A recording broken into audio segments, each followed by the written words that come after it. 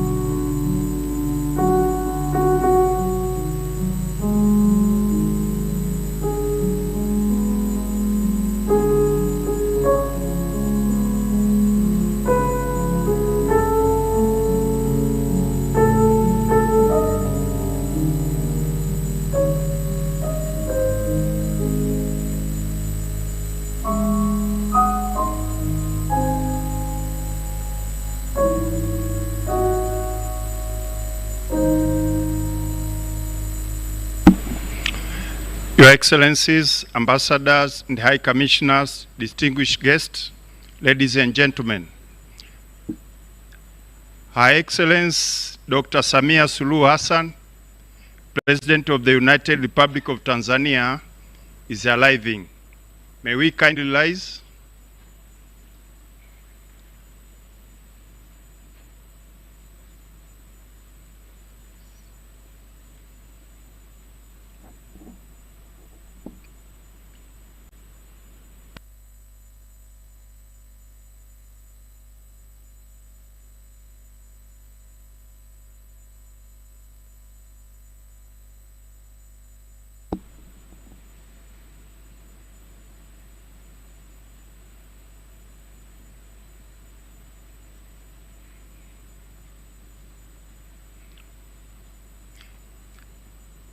Your Excellency, Dr. Samia Suluhu Hassan, President of the United Republic of Tanzania, with your permission, may I please ask your guests to take their seats. Thank you.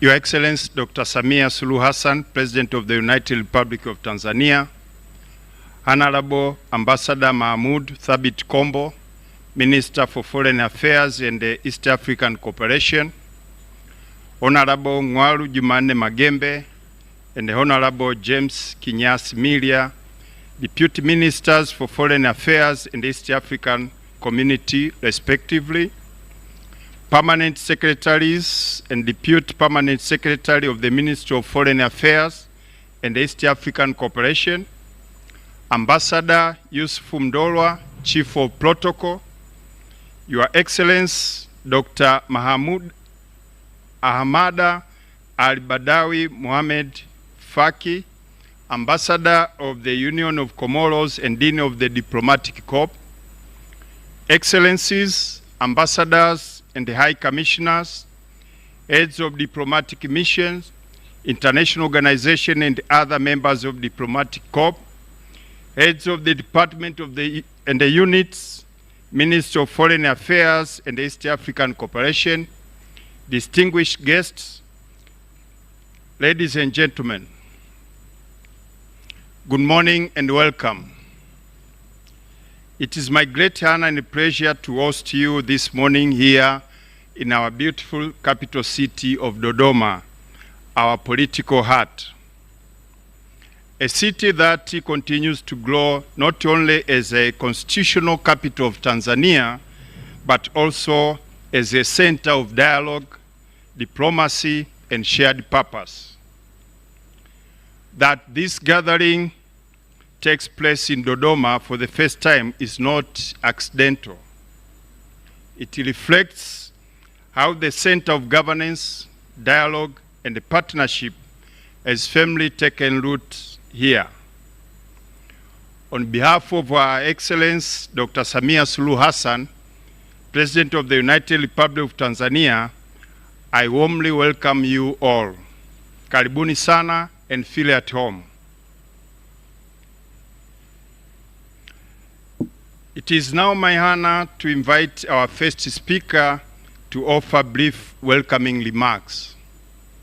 Please join me in welcoming Honorable Ambassador Mahmoud Thabit Kombo, Minister for Foreign Affairs and East African Cooperation.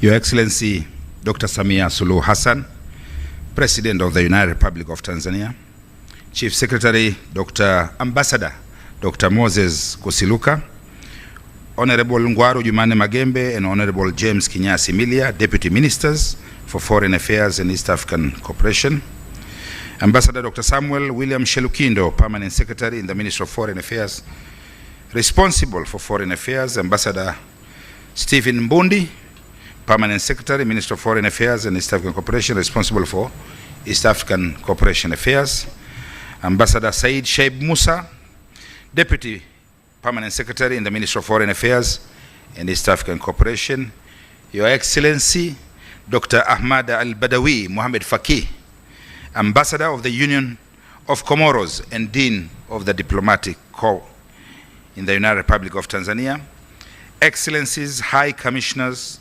Ambassadors, Heads of Diplomatic Missions and International Organizations, Heads of Department and Units from the Ministry of Foreign Affairs and East African Cooperation. Can you all stand so that the President sees you? I want the team from Ministry of Foreign Affairs. Mheshimiwa, hiyo ndio timu yetu ya Wizara ya Mambo ya Nje. Nimetaka waone. Asanteni sana. Heads of international organization, distinguished guests, ladies and gentlemen, good morning to you all. Good morning to you all. That's better. Kazi na utu. It is a great pleasure and honor, Madam President, to join you at your invitation at the State House today, here in Dodoma, for the first time, for the Sherehe party, for this very important annual diplomatic event that is in your calendar always. Excellency President, your presence here today Rais, is a clear testament to the enduring friendship and partnership that we have always valued and have been providing in your leadership that unites us as your Ministry of Foreign Affairs sisi tukiwa kama Wizara ya Mambo ya Nje na wewe ukiwa kama mwanadiplomasia nambari 1 nchini katika Jamhuri ya Muungano wa Tanzania. Roho ya umoja huu unaendelea kutuongoza katika safari yetu ya kisiasa inayowakilisha nchi zao na taasisi zao nchini Tanzania. Hivyo kwa kifupi, Mheshimiwa Rais leo unakutana na dunia nzima katika sehemu moja hapa Dodoma. Mwaka 2025 umeakisiwa kwa maendeleo ya kidiplomasia na kuakisi ushirika wa pamoja wa Tanzania na wabia wake wa kimataifa. Tunaendelea kuendeleza maya ya taifa letu katika mazungumzo rasmi ya wazi na wabia wa nchi na nchi. Mwaka 2025, Jamhuri ya Muungano wa Tanzania ilikita mizizi yake katika mahusiano kuendana na sera mpya ya mambo ya nje na vipaumbele vyake. Hivi viliwekwa wazi vikipewa msisitizo katika diplomasia ya uchumi, non-aligned standing and development cooperation. These efforts, Your Excellency, were guided by you, Madam President, and your visionary leadership, whose commitment to constructive international open dialogue and engagement continues to elevate United Republic of Tanzania's position regionally, continentally, and globally. We congratulate you, Madam President, for that. Your Excellency, Madam President, reflecting on the year 2025 more broadly, I was accorded the rare privilege and great honor to continue serving as your Minister for Foreign Affairs and East African Cooperation during your second term administration. I remain deeply grateful to Your Excellency, Madam President, for your renewed trust in me personally and the confidence level you have always given me. I have no enough words of appreciating this great honor that you have extended in my career. I say, Mheshimiwa Rais, asante sana. I would also like to take this opportunity in front of you, Madam President, to thank all the members of the diplomatic community here in Tanzania for their continued cooperation and support that they've provided me personally and my whole team in the Ministry of Foreign Affairs.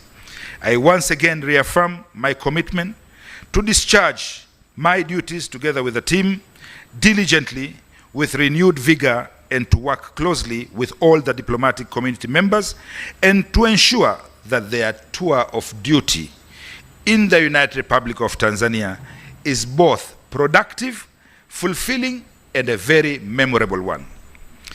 Excellency, Madam President, the second half of the last year reminded us all that change is the only constant. At home here in Tanzania, there was unorthodox and unexpected political disruption following the very regrettable events of October 29th during the general elections. These events, Madam President, impacted our country's standing and image globally. Here at home, we witnessed riots and attacks in both public and private properties, including sad moment of loss of lives. And while abroad, we witnessed disturbing developments of increased polarization, diminishing multilateralism, funding cuts, and global economic uncertainty. Our foreign policy and our Tanzanian diplomacy were put to the test for the first time in our history since independence 64 years ago. Madam Excellency President, upon my appointment as your foreign minister, I received many calls and written messages of encouragement and solidarity from many of our close friends and allies. Some included concerns too, while others asked what happened to Tanzania, a known cradle of peace for the last 64 years in the region since its independence. Others submitted their messages through diplomatic channels to you, Your Excellency, while some, unfortunately, through inappropriate platforms and spaces. I shared with you, Excellency, Madam President, as diplomat number one, each message that we received. For me and my team in the ministry, every message mattered. Every voice was heard and acted upon. All we required, as you said previously, was space of time interval to address each one of them appropriately and respond to it accordingly. On the 28th November, you instructed me for the first time to meet with all the excellencies around this room in order to explain the same to them. That was my first meeting as the new minister in this term. With your able wisdom, Madam Excellency President, and guidance, and upon your instructions and directives, I actively and extensively reached out to all and engaged capitals, allies, majesties, and friends who all welcomed your message with open arms and hearts through the special envoy. Madam Excellency President, to those who needed more clarification, I provided it and shared our narrative. With those narratives, where those narratives differed from ours, I gave them a detailed explanation with supporting evidences. Finally, we were well understood as a nation, and the United Nations agreed to provide space for healing and recovery via your inquiry commission, which I clearly explained to be followed by reconciliation through Your Excellency, Madam President, strengthened for our practical approach, which you clearly mentioned in your speech during the launch of Inquiry Commission, who also met this diplomatic community present here today. Madam President, I also registered our concerns with those whose conduct was inconsistent with our playbook, the Vienna Convention on Diplomatic Relations of 1961, and fell short of long-standing diplomatic traditions and decorum. These too were well noted and received with a feedback provided to you, Excellency. No opportunity was lost and no avenue spared, whether it was a telemeeting with Commonwealth ministers, virtually or bilateral visits, or in the margins of other international conferences. I reached out with your instructions with the same message, Your Excellency, that there is a return to normalcy in Tanzania and the lives of Tanzanians, and that our government is taking bold measures to fix what was tested but not broken. The message was very loud and clear that we stand stronger as a nation, united in our healing process and unified in our recovery. Madam Excellency President, I commend Your Excellency's leadership, consistency, and clarity in your message throughout my journey, which I went around to meet different leaders to deliver this message. We managed to navigate the complexity under your leadership and endured difficulties and sustained momentum. We echo your promise of never shying away from any engagement, and let's have an open dialogue with respect, but in ways and manners that respect our political space, our mutual interests, our dignity, heshima yetu, our values, traditions, and culture. This is consistent with the pillars and principles of our Constitution and foreign policy of the United Republic of Tanzania. That is what makes us Tanzanians, a unique identity that we pride ourselves globally. It would be a remiss for me, Excellency Madam President, not to mention and acknowledge all our gallant ambassadors, high commissioners, and diplomats abroad representing our nation. They have been your very strong foot soldiers in diplomacy for staying on course and actively engaging host governments, partners, and people of goodwill with Tanzania with the same message globally. To them we say asanteni sana waheshimiwa mabalozi 50 mnaowakilisha Tanzania nje ya nchi katika ulimwengu mzima. As we move forward into 2026, the Ministry of Foreign Affairs and East African Cooperation remains steadfast in its commitment to strengthening strategic partnership, promoting Tanzania's interests, and contributing to the regional and global peace and development. Excellency, Madam President, as stated earlier, my role was merely to set a stage and welcome you. But before I welcome you, I would like now to welcome the Dean of all ambassadors and high commissioners here in United Republic of Tanzania. So, Mheshimiwa Dean, karibu sana.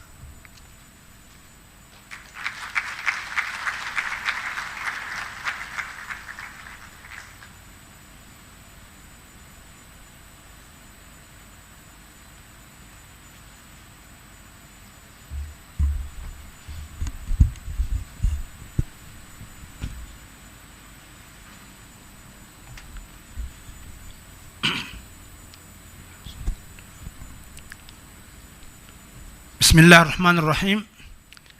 Avant de commencer mon discours, on va procéder à une séance de prière. J'inviterai mon collègue Argentino pour une prière, mais aussi personnellement pour une prière pour les musulmans. Bismillahirrahmanirrahim.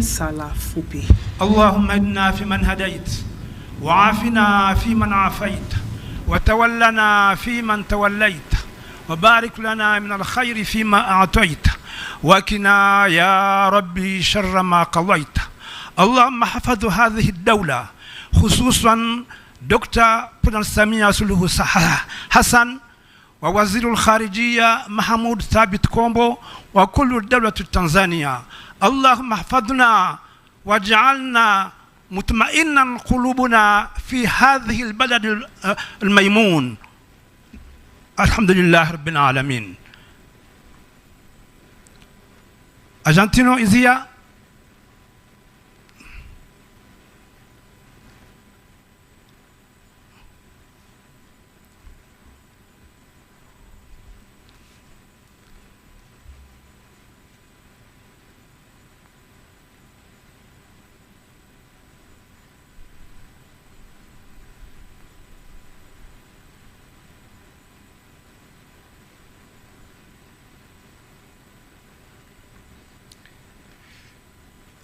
Dear Heavenly Father, we thank you for having gathered us today.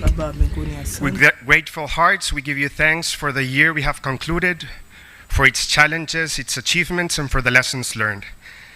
As we begin this new year, we humbly ask you to enlighten, guide, and protect us, so that our service may always be inspired by wisdom, integrity, and a sincere desire for the common good. We pray that all our countries may continue to grow in friendship and good relations with the United Republic of Tanzania, fostering cooperation, mutual respect, and peace among nations. And we commend, Heavenly Father, to your loving care, the President, Dr. Samia Suluhu Hassan. May you bless her, grant her strength and perseverance, and guide her along the path of reconciliation and unity, so that Tanzania may continue to flourish in peace, justice, and harmony. We ask this through Jesus Christ, our Lord. Amen.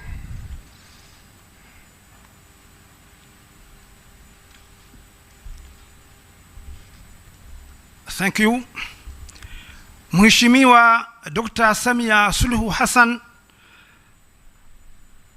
Rais wa Jamhuri ya Muungano wa Tanzania, Mheshimiwa Balozi Mahmud Thabit Kombo, mbunge, waziri wa mambo ya nje na East African Cooperation wa Tanzania, naibu waziri Ngarujumani Mangembe, bunge, Kinyasi Milia, bunge, Mheshimiwa Balozi Dr. Samuel William Shilukindo, katibu mkuu Wizara ya mambo ya nje, Mheshimiwa Stephen Bundi,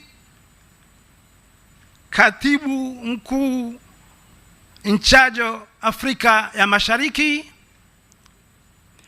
naibu katibu Musa Shaib, Balozi Yusuf Mdolwa, mkuu wa itifaki, mashawiri ahadul mashawir na wakurugenzi walio hapa, wageni waalikwa, mabibi na mabwana, assalamu alaikum wa rahmatullahi ta'ala wa barakatuh.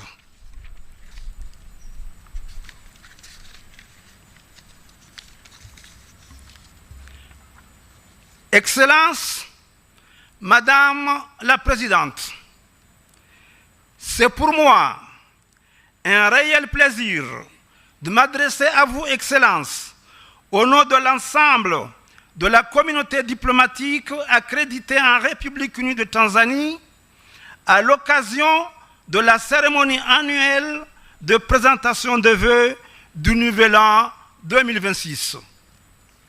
Cette rencontre constitue un moment privilégié de réflexion, de partage, placé sous le signe de l'amitié, de l'ouverture, de l'engagement mutuel, du respect, et qui caractérise vos relations avec la communauté diplomatique. Tunaendana na namna ambavyo kufahamika katika ushirika wa mabalozi hawa, na naomba niruhusu Mheshimiwa Rais Dr. Samia Suluhu Hassan niweze kusema ya kwamba ninakushukuru wewe binafsi pamoja na watu wa Tanzania kwa ajili ya ukarimu wao, kwa ajili ya unyenyekevu wao na wazi wao, na umoja huu na ushirikiano huu ndo unaofanya tuweze kuendelea kushirikiana. Na pia ningependa kwa niaba ya mabalozi kukupongeza kutokana na kuweza kushinda kuendelea na uongozi wako kwa awamu ya pili, na tunaendelea kuwa na dhamira ya dhati kuendelea kufanya kazi kwa karibu na watu wa Tanzania, na pia tukiheshimu nchi ya Tanzania na maono ya ile dira ya 2050. Tanzania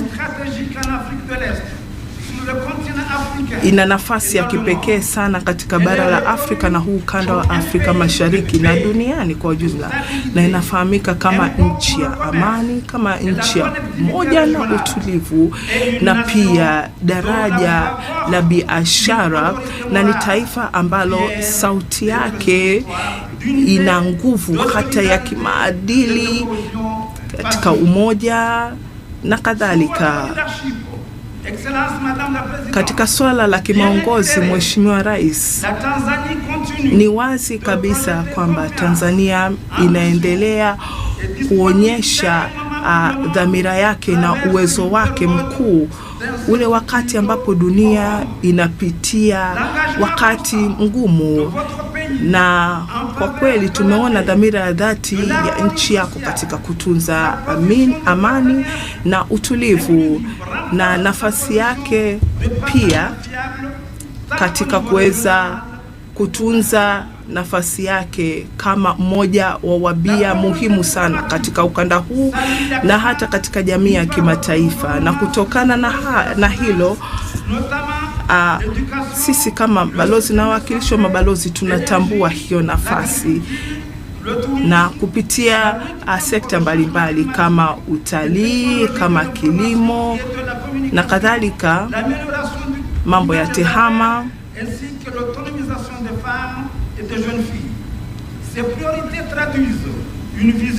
hata katika swala zima la ukosoa wanawake, tumeona kabisa namna gani yote haya Tanzania mmezidi kuwa vinara na kuonyesha namna gani mnaweza kuonyesha mfano.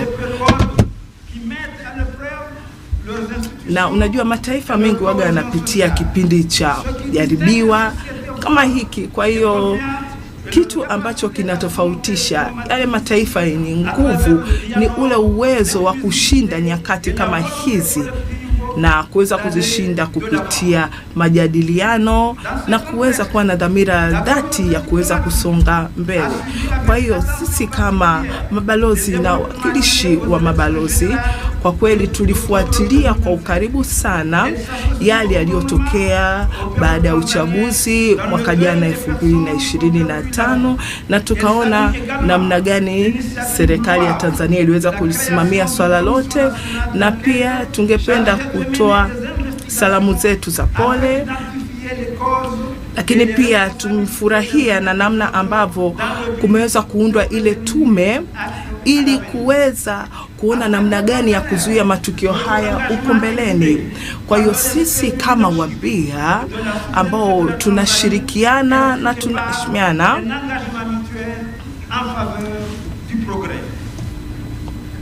tunafanya haya kwa ajili ya kuweza kuleta maendeleo ya Tanzania. Kwa hiyo tunatangaza kwamba tutaendelea kufanya kazi kwa karibu na serikali ya Tanzania kupitia kuendelea kwa majadiliano na kuendelea kuwa na ushirikiano mkubwa, tukiendelea kusimamia filosofia ambazo hata wewe kama Mheshimiwa Rais unaendelea kuzisimamia. Kwa hiyo kabla sijahitimisha, naomba uniruhusu niseme hili kwa niaba ya wenzangu kwamba tunashukuru sana na tunamshukuru sana Mheshimiwa Balozi ambaye ni mbunge na waziri wa mambo ya nje kwa namna ambavyo ameweza kusaidia sana sisi kama mabalozi tulioko mahali hapa, lakini pia tungependa kutoa shukrani zetu za dhati kwa ajili ya afua kadhaa kama zile za kuandaa safari mbalimbali ili tuweze kugundua namna gani Tanzania ina vivutio vingi vya utalii. Tumetembelea maeneo kama Zanzibar, Ngorongoro na kadhalika. Na pia niruhusu hilo tukio lilituwezesha pia kuweza kugundua utajiri uliopo ndani ya Tanzania na pia kuweza kupeleka hiyo taarifa katika nchi zetu, na namna gani ametuonyesha kwamba yeye ni mzalendo ambaye kwa kweli anafanya kazi yake kwa kudhamiria kwa ajili ya kuendelea kujenga nchi yake. Kwa hiyo nasi pia tunaendelea kuahidi ya kwamba tutaendelea kufanya kazi kwa pamoja ili tuendelee kuwa na mwaka wenye matokeo mazuri, huu mwaka mpya 2026. Kwa hiyo mmoja wa mabalozi ungependa pia hakikishia Mheshimiwa Rais ya kwamba wewe pamoja na watu wa Tanzania. Mheshimiwa Rais, naomba pia uniruhusu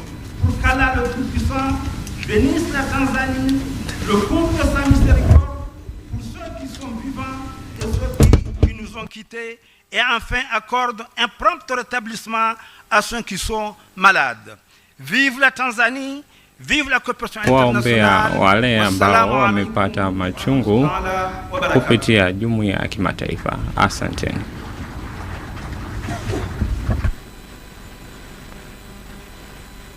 Thank you very much, Your Excellency, for those warm and thoughtful remarks. Ninakushukuru sana Mheshimiwa Balozi kwa hotuba yako hiyo fupi. Mheshimiwa Rais, kumradhi kwa kuruka waheshimiwa kadha katika serikali yako. Also Ambassador Dr. Moses Kusiluka, Chief Secretary, and Mr. Majula Maendeka, Permanent Secretary in State House. Once again, Your Excellency, it is now my pleasure to invite Honorable Ambassador Mahmoud Thabit Kombo to welcome Her Excellency Dr. Samia Suluhu Hassan, President of the United Republic of Tanzania, to deliver her address.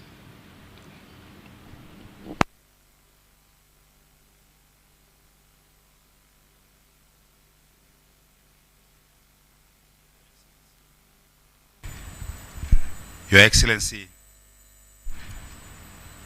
Dr. Samia Suluhu Hassan, President of the United Republic of Tanzania, I did address the Chief Secretary, but I also apologize I didn't see your PS Majura Mahendeka.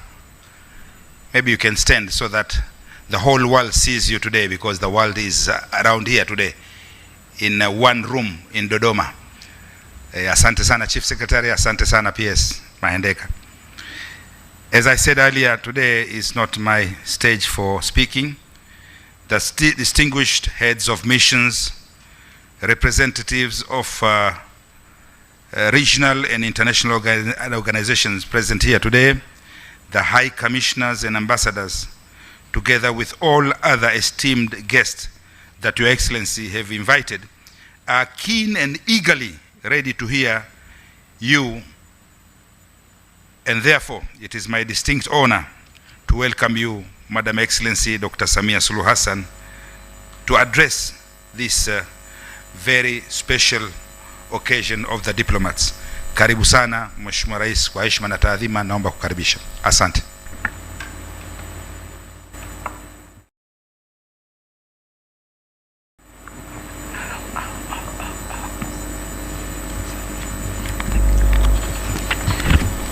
May we please take our seats?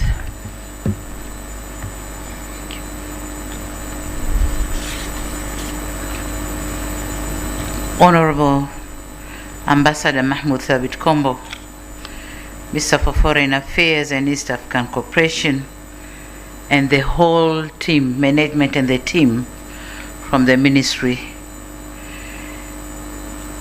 Ambassador Dr. Kusiluka, the Chief Secretary of the government, Principal Secretary, the President's Office, Majura Mahendeka, Excellencies, Your Excellency Dr. Ahmad Al-Badawi Mohamed Faki, Ambassador of the Union of Comoros and the Dean of the Diplomatic Corps, Excellencies, Heads of Diplomatic Missions and International Organizations, and other members of the Diplomatic Corps, distinguished guests, members of the press, ladies and gentlemen, good morning. Excellencies, in the spirit of friendship, allow me to once again welcome you to the State House here in Chamwino, Dodoma, to our annual diplomatic gathering. I'm not sure if this time we call it a Shrehe party or just a gathering. The first ever to be held here in our capital city. Thank you for honoring my invitation. And as we begin 2026, I extend my warmest wishes for the new year to you and the global leaders you present. I'm aware that there are high commissioners, ambassadors, and representatives of international organizations who have joined the diplomatic community since our last gathering. I warmly welcome you and assure you of my personal and the government's full support during your tour of duty in the country. Excellencies, we meet at a time when the international environment remains complex. Conflicts persist, economic uncertainty continues to affect many societies, and climate shocks are increasingly frequent and disruptive. In such a world, Tanzania remains firmly convinced that dialogue, cooperation, and multilateral solutions are indispensable, and the value of diplomacy is not ceremonial, it is essential. The past year has been impactful and one of profound transition, not only for us, but for our neighbors and allies. In memoriam, we pause to honor the prominent global icons who have passed away this last year. Their contributions to development will forever be etched in our history. We extend our deepest condolences to their nations while their legacies challenge us to lead with greater purpose. On the other hand, we have witnessed the wind of change, and we have watched with keen interest the various elections across our continent. We congratulate the newly elected governments in our brotherly nations. Tanzania stands ready to work with these new administrations to strengthen African Union's vision of an integrated and prosperous continent. We note with satisfaction the prevailed democratic resilience across the globe. Despite our own challenges, we celebrate the peaceful transition of power seen in friendly nations abroad, including some of your own countries. Their success provides us with a roadmap for our own institutional reforms. As you are aware, diplomacy is deeply rooted in mutual respect, and I wish to take this moment to extend my warmest congratulations to all nations celebrating their national days this month. Tanzania celebrates with you. Your progress inspires our own, and your friendship is a pillar of our foreign policy. Excellencies, the past year was a significant chapter in Tanzania's journey. Economic diplomacy remained central to Tanzania's foreign policy, with government's efforts focused on attracting investment, strengthening public-private partnerships, and expanding priority sectors to drive economic growth, create employment, and promote inclusive development. My administration remains committed to further unlocking our economy by, among other things, empowering the private sector.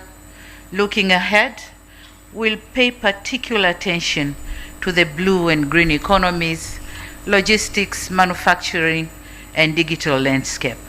Furthermore, we are eager to harness our extractive sector, including natural gas, iron, steel, and critical minerals to drive national development.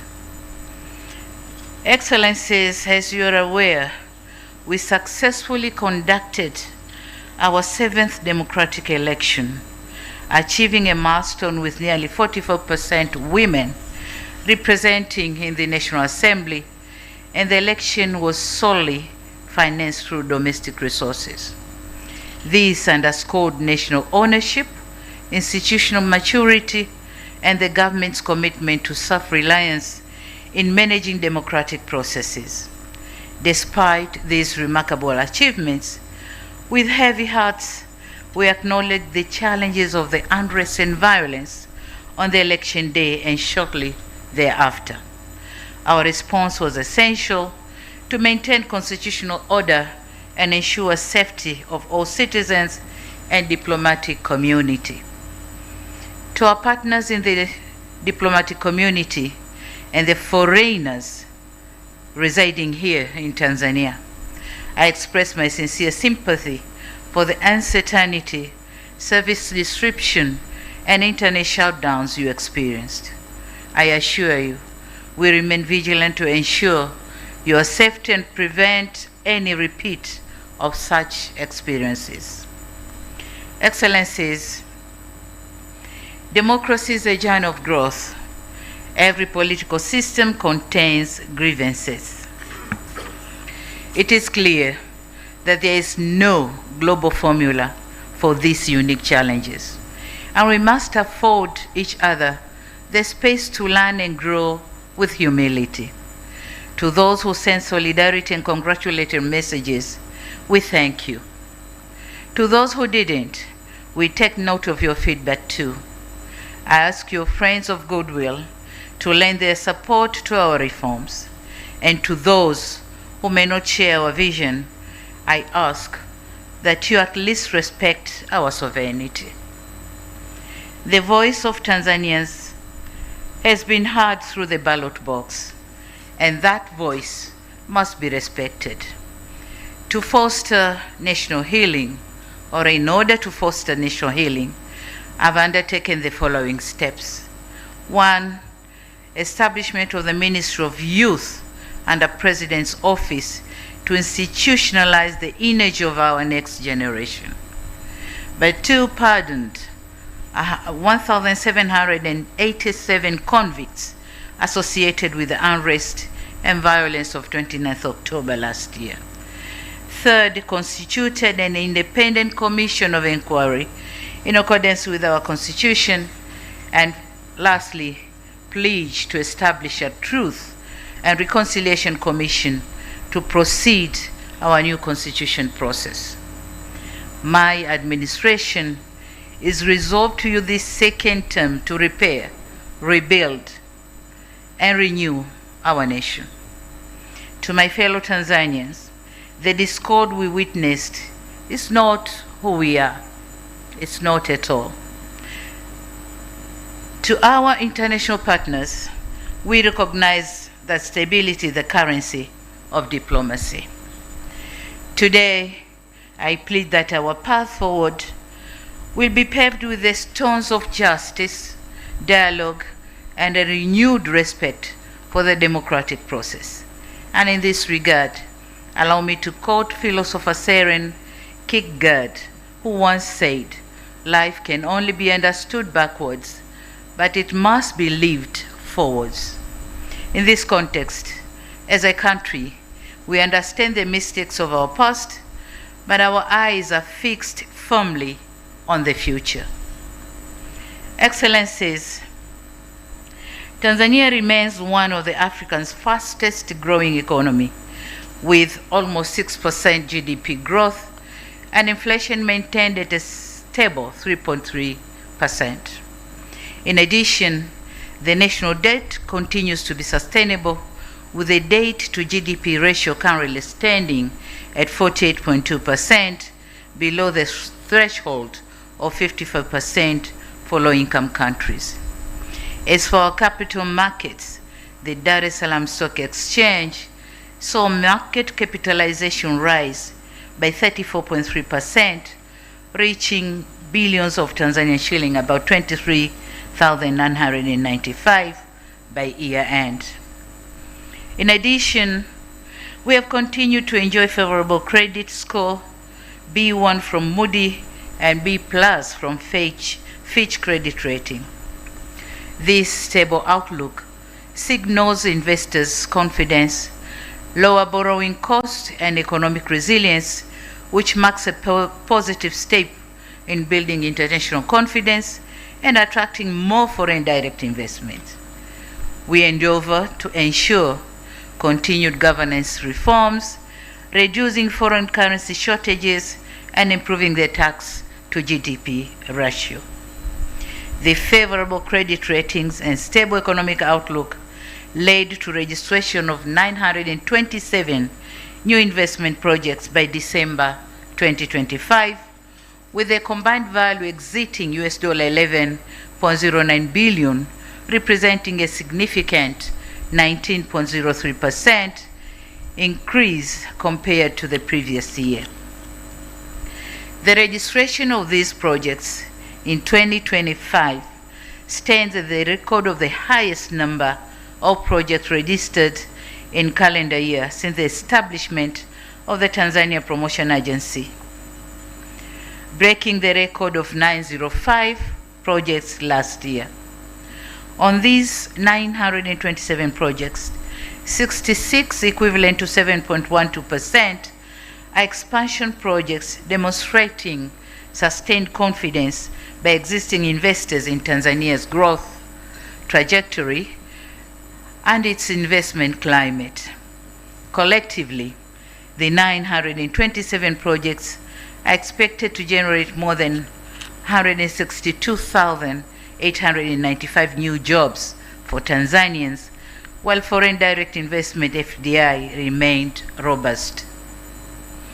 Local investors' participation also remained strong, with 288 projects, equivalent to 31.07%, expected to be implemented by domestic investors, reflecting growing confidence among Tanzanian entrepreneurs. To our investors, we pledge to ensure the existing and new investments are protected and secured. On the other hand, in 2025, we continued with our industrialization journey, and we have experienced a rise in key economic sectors. The leading sectors include agriculture, of which its productivity continued to grow, with the food self-sufficiency ratio standing at 128% in 2024-25, reflecting a growth of around 3.2% over the period. In mining, we witnessed a further surge in activity, with mineral production increasing by 48.27% from 10.6 trillion in 2023-24 to 15.8 trillion in 24-25. The percent driven largely by gold, coal, building and industrial material. We are leveraging the 47.27% surge in mineral production witnessed in 2024-25 to bolster our national economic security. We now require large-scale miners to refine and sell at least 20% of their gold to the central bank to bolster our foreign reserves. We have also witnessed notable growth in the tourism sector, with receipts rising from $1.3 billion in 2021 up to $4 billion in third quarter of 2025. Furthermore, Tanzania was honored as the world's leading safari destination 2025 at the World Travel Awards, reaffirming our standing as a premier global destination for wildlife and nature-based tourism. This recognition attests to our strong commitment to conservation, high-quality service delivery, and suitable tourism development, while further strengthening investor and visitor confidence in Tanzania as a safe, attractive, and rewarding destination. To further promote tourism, trade, and connectivity across the African continent, Air Tanzania expanded its route network in 2025 to key destinations and supporting the growth of intra-African tourism. We remain focused on expanding our connectivity, accelerating infrastructure development, and diversifying tourism offerings as we position Tanzania as a regional hub for tourism, trade, and logistics in Africa.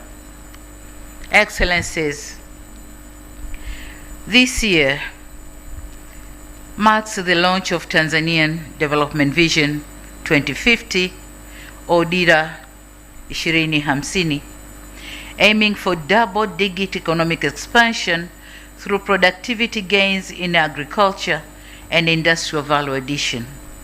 In this regard, we will also prioritize new economic frontiers by unlocking the blue economy, green economy, logistics, and digital landscape.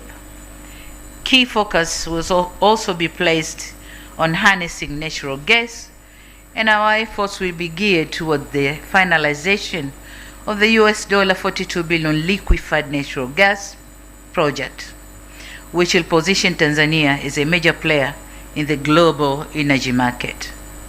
On the other hand, the country is building an enabling environment that will attract investment, innovation, and promote local value addition in the critical mineral sector. Our drive will be towards promoting responsible investment that power the technologies of tomorrow, support the global energy transition, industrial development, and ensure direct benefits for Tanzanians. We invite governments, private sector actors, and development agencies to come partner with us in this key sector. My government is committed to managing these resources responsibly, transparently, and inclusively.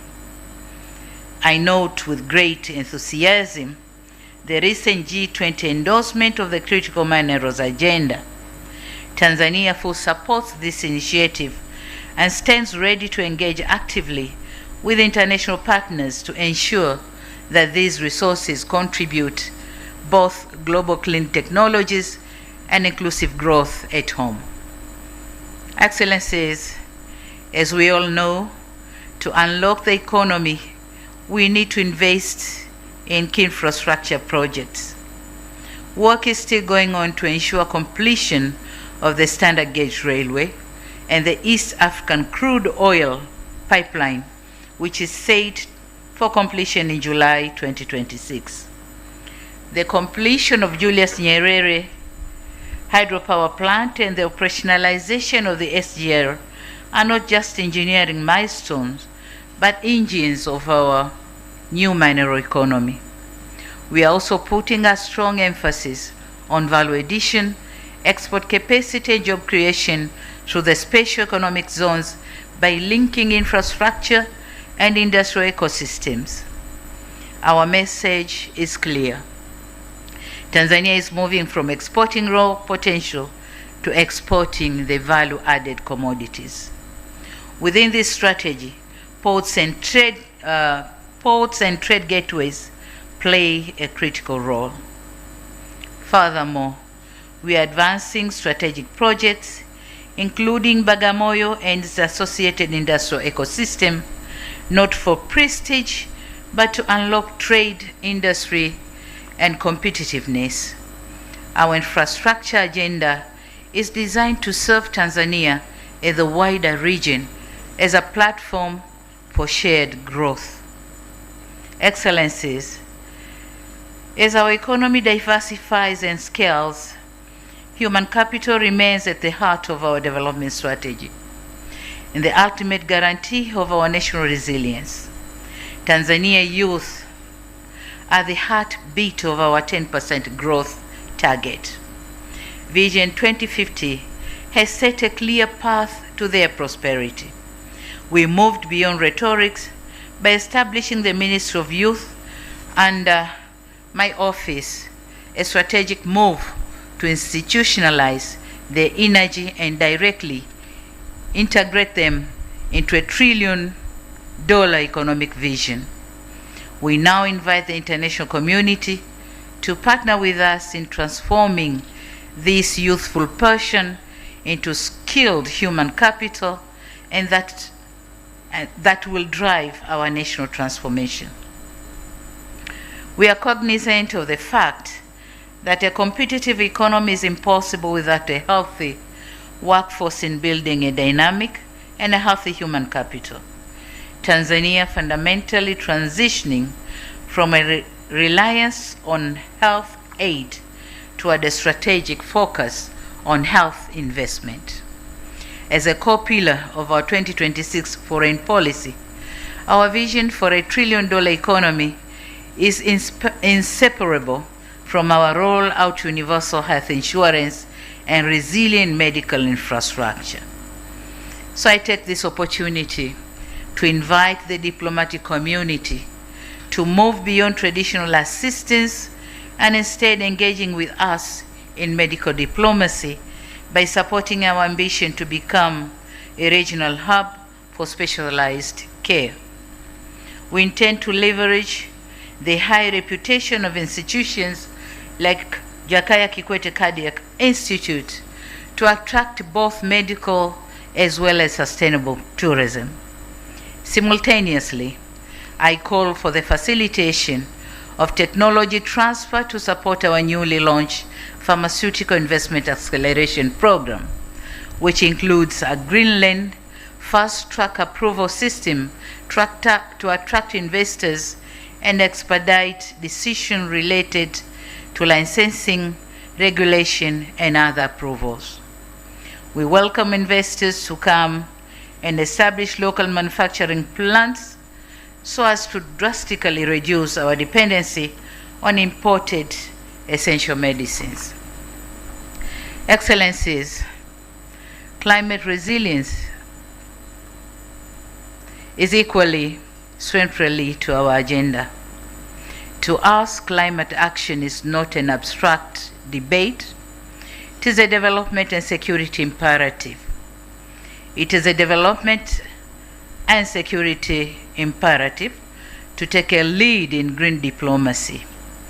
We'll operationalize our carbon credit market and our national clean cooking strategy to ensure that our transition to a green economy is both inclusive and gender responsive. And so I invite you to join us in Greenland partnerships that move beyond pledged aid toward the actual transfer of climate-smart technologies and predictable financing. Tanzania is ready to serve as a global carbon sink and a renewable energy hub, but this must be partnership of mutual respect that protects our sovereignty while safeguarding our planet for the future generations. Excellencies, I note with satisfaction the great strides made in our bilateral ties with our various countries in the year 2025. We were privileged to undertake various high-level visits to your countries, and we also had the honor to welcome and host high-level dignitaries from your respective countries and across the world. Through these visits, we have significantly solidified and concretized our relations on areas of mutual interest. We will ensure effective implementation of the outcomes of these visits. More areas of cooperation are expected to emerge through the joint permanent commissions and joint cooperation commissions and other joint platforms. We value the partnership we have with your respective countries and organizations and appreciate the significant contribution in the implementation of our national development. Excellencies, allow me now to highlight key milestones we made with some of your countries. We remain grateful to the government of the People's Republic of China for the launch of the China-Zambia Prosperity Belt, the securing of the $1.4 billion of the revitalization of the historic Tazara Railway will not just honor the legacy of our two founding fathers, but position Tanzania as the primary logistics gateway to the entire SADC region. As we are modernizing this corridor, we invite more partners to join us in this prosperity belt where our geography, our youth, and our peace converge to be the modern and competitive Africa. On the other hand, we note with satisfaction our partnership with the Russian Federation through the Mantra Tanzania investment in the Mkuju River Uranium Project.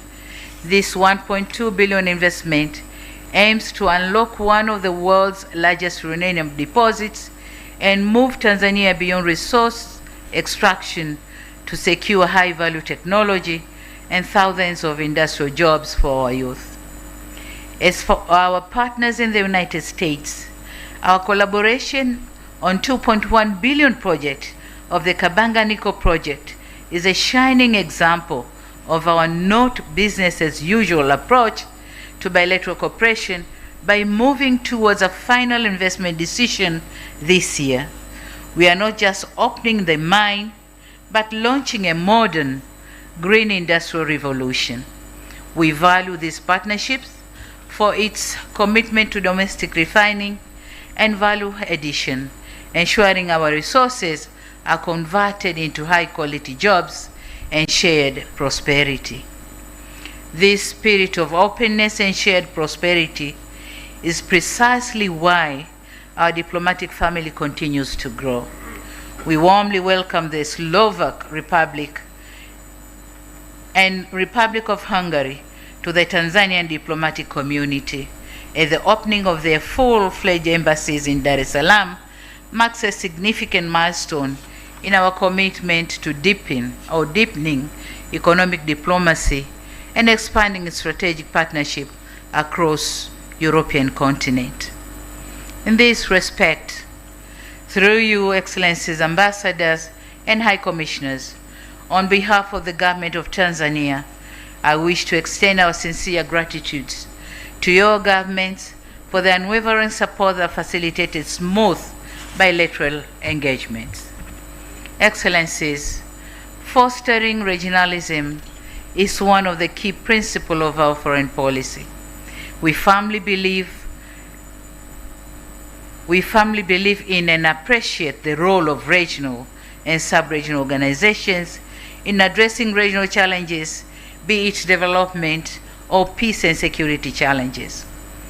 As the host of the East African community, we remain committed to the East African Vision 2050, and we will continue to champion the Common Market Protocol and the promotion of Kiswahili as a regional lingua franca.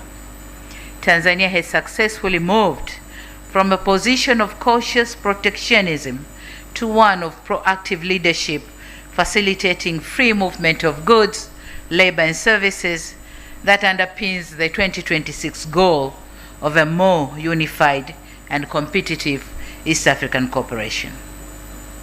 Excellencies, as founding member of SADC, our role in the region will continue to be defined by a resolute commitment to collective security and the principle that regional development is impossible without peace.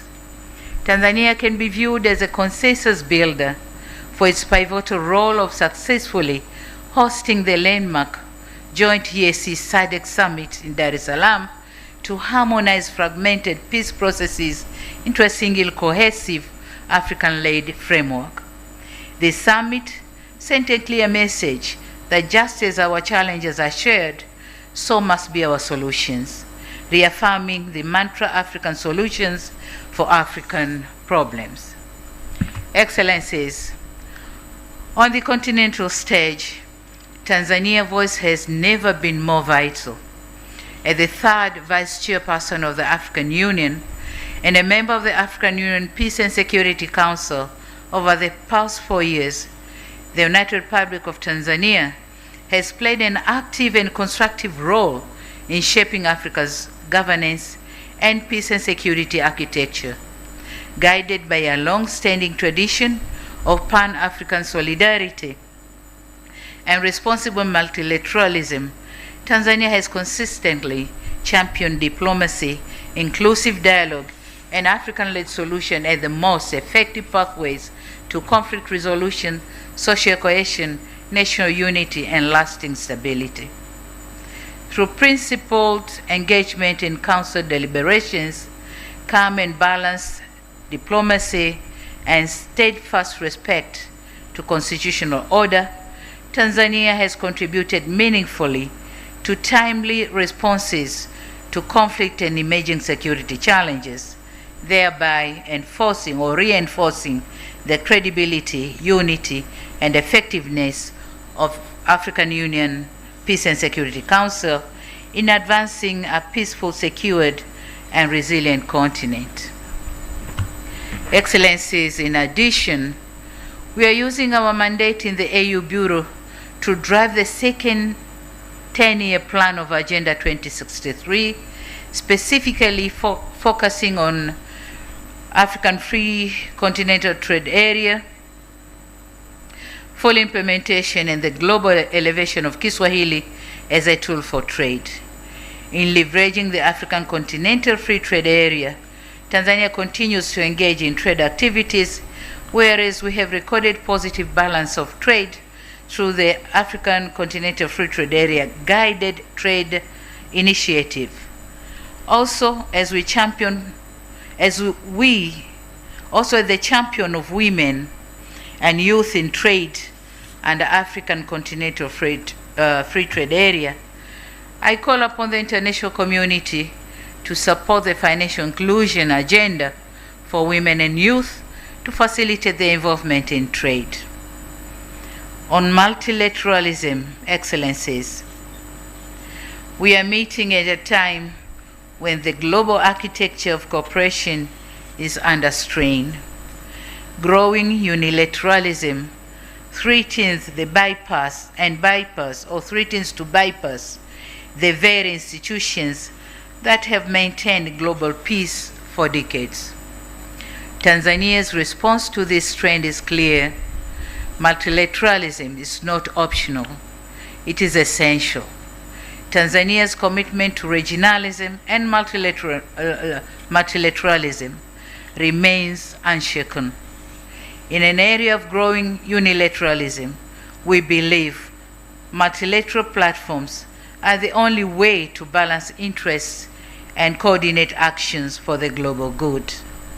In 2025, we utilize every multilateral platform to advocate for a more equitable global financial architecture, refuse to be mere spectators in debates that affect our sovereignty. We use our voice to urge the global powers to ensure that the rules of the international system work for many, not just for the few. Excellencies, the year 2025 also carried special significance for the international community as the 80th anniversary of the United Nations. For Tanzania, this milestone was not merely commemorative.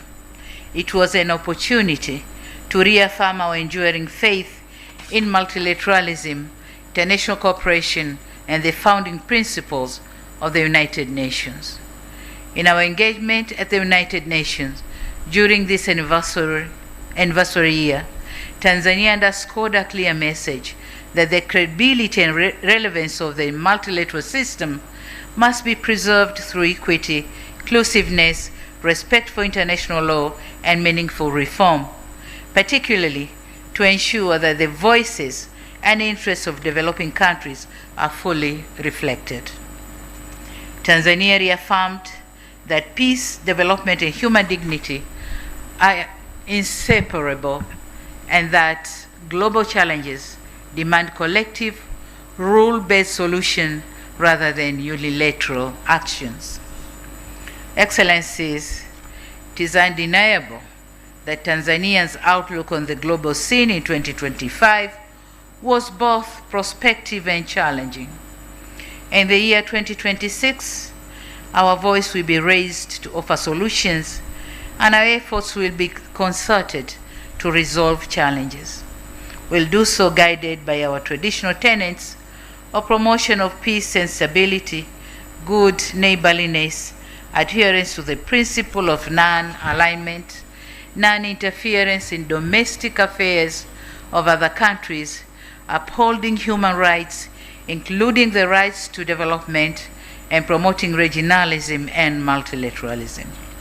Tanzania will therefore not seek to take sides in a divided world, but rather will seek to build bridges that will bring the world together.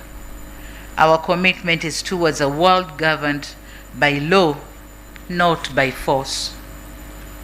Excellencies, it will be remiss of me if I do not appreciate the support rendered by your respective governments to various candidatures of Tanzania in different organizations whose elections was held in 2025. Moreover, in advancing our cultural diplomacy, Tanzania continues to champion the promotion of Kiswahili as a unifying language that connects peoples, culture, and economies across borders. A particularly historic milestone was reached last year with UNESCO's decision to recognize Kiswahili as one of the official languages of its General Conference. This decision of a profound importance, as it marks the very first time a language of African origin has been accorded such status as the organization's highest decision-making body. Thank you very much, UNESCO. In conclusion, Your Excellencies, Tanzania remains a friend for all. We are non-aligned but multi-engaged, bridging the global West concessional support or the global East infrastructure support. We seek sovereign pragmatism and engage in partnership that respect our autonomy while delivering mutual prosperity. The United Republic of Tanzania is focusing on its future. We seek trade, not aid, technology transfer, not technical assistance.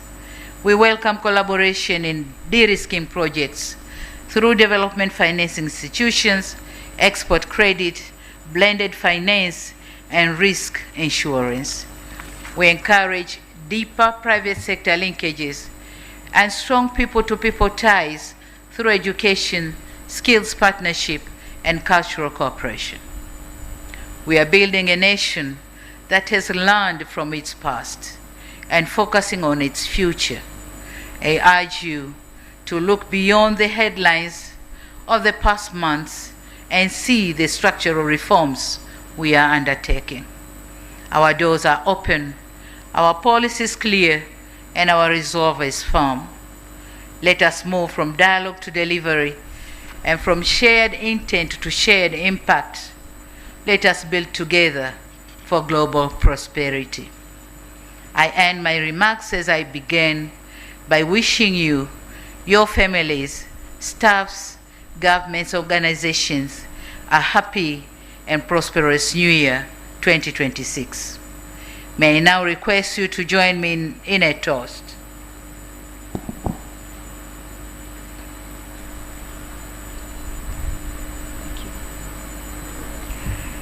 Let's toast for the continued peace and prosperity of the United Republic of Tanzania, for the strengthened friendship and cooperation between Tanzania and your countries and organizations, and for the continued well-being of all of us here present. Cheers, and a Happy New Year. Thank you very much. Asante sana. Coca-Cola.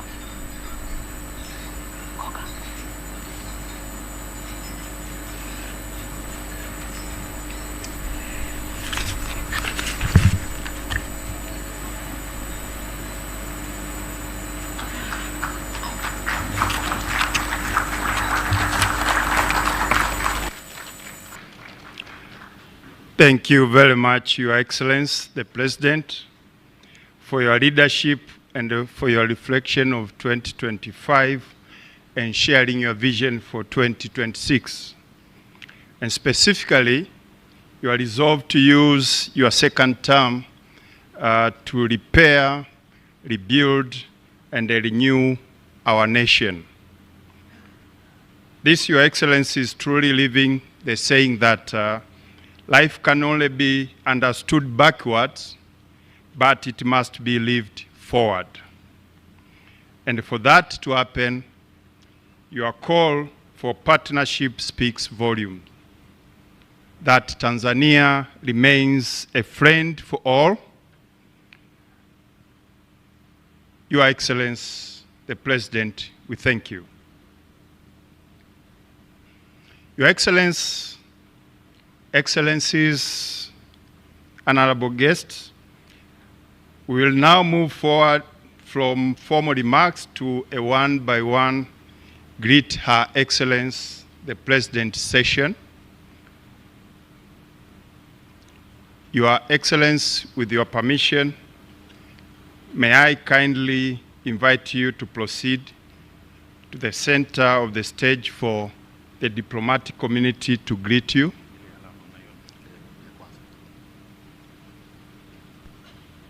Thank you, Your Excellency. Your Excellencies, we kindly request that we keep it brief.